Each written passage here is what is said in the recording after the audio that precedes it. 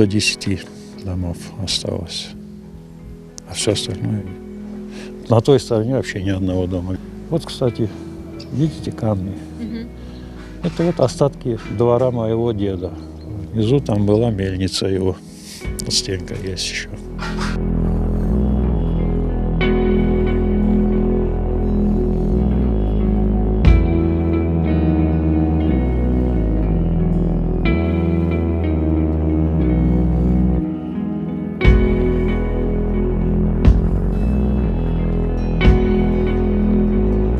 Очень много садов было.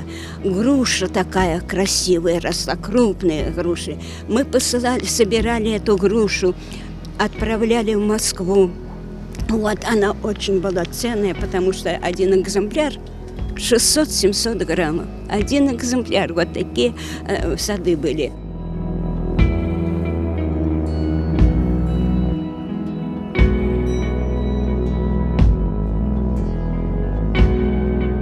Генеральска как такового не было.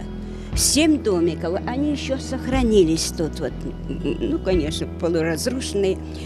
И вот мы начали как бы восстанавливать это село. Не было ни света. Включали движок, и на 2 часа вот этот движок нам давал свет.